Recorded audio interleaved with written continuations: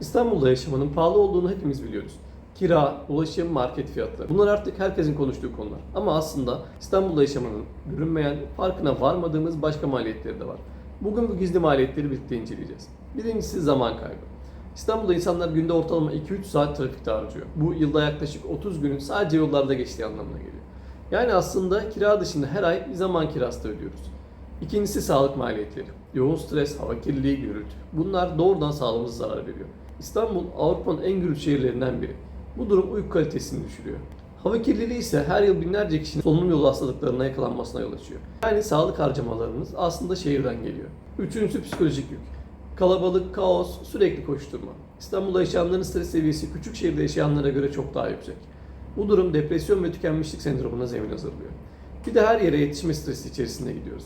Bu insanı yoruyor. Bir trafik mi var acaba? Vesaire böyle işte oraya metro ile mi gitsem, yolda trafik var mıdır vesaire, böyle basit bir yere gitmekten bile insan soğuyor. Ben Denizliyim mesela. Ne zaman memlekete gitsem garip gelmeye başlıyor. İnsanlar sakin, acelesi yok, rahatlar. İşte insan bazen bu sakinliği arıyor. Mesela bir kırmızı ışıkta bekliyoruz, yeşil ışık yanıyor.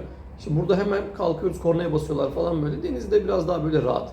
Böyle ne zaman gidecekler de ben de gideceğim diye bekliyorum. Bir yürüyen merdiven oluyor AVM'de. İşte biliyorsunuz İstanbul'da herkes sağda durur, solda yürür. Ama orada hani buna gerek duymuyor. Çok aceleleri yok. Herkes ikişerli bekliyor. Sohbette de çıkıyorlar yavaş yavaş. Dördüncüsü sosyal hayatın bedeli. Sosyal hayata katılmak İstanbul'da ekstra pahalı. Bir kahve içmek bile Anadolu'da bir şehirde kıyasladığınızda neredeyse 2-3 kat daha fazla. Dışarı çıkmak artık ciddi bir bütçe kalemi haline geldi. Eğer ucuz kovalayan bir insan değilseniz, işte şurada kampanya var, burada yiyelim, şu ucuzmuş falan, böyle bir kovalayan bir insan değilseniz iki kişi yemek yemek, kahve içmek 1500-2000 liranın üzerine çıkıyor. Beşincisi güvenlik ve huzur eksikliği. Hırsızlık, dolandırıcılık, trafikte kavga. İstanbul'da sürekli dikkatli olma zorunluluğu var. Bu da görünmez bir stres ve zihinsel yorgunluk getiriyor. Mesela memleketten aileler geliyor. Dışarı çıkıyoruz. İşte balkon kapısını açık bırakıyorlar. Ben gidip kapatıyorum. Çünkü böyle bir kaygıları oluşmamış. İşte gidersek ev hırsız mı gelecek, evin başına bir şey mi gelecek? Böyle bir kaygıları oluşmamış. İnsan bunu arıyor.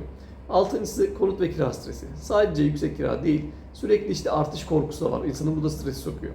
İnsanlar maaşların büyük bir kısmını kiraya ayırıyor. Bu da geleceğe yatırım yapmayı zorlaştırıyor. İstanbul fırsatların şehri ama aynı zamanda görünmeyen maliyetlerle hayatımızı sessizce tüketiyor. Zamanımızı, sağlığımızı, huzurumuzu azaltıyor. Hani şöyle fırsatlar şehri ama mesela diyelim ki Anadolu'da 50 bine yapacağım bir şey İstanbul'da 120 bine yapabiliyorsam, müthiş bir fırsatım varsa kesinlikle kaçırmayın. Bu yorgunluğa, strese belki değer. İşte burada yaşayıp 2-3 yılda kazanacağınız para döndüğünüzde sizi rahat ettirir. Ama işte 5 bin, 10 bin fazlasına İstanbul'da çalışmak bence çok da mantıklı gelmiyor. Peki sizce İstanbul'da yaşamanın bedeli gerçekten ödemeye değer mi? Yorumlarda buluşalım. Videoyu beğendiyseniz abone olmayı unutmayın. Bir sonraki videoda görüşmek üzere.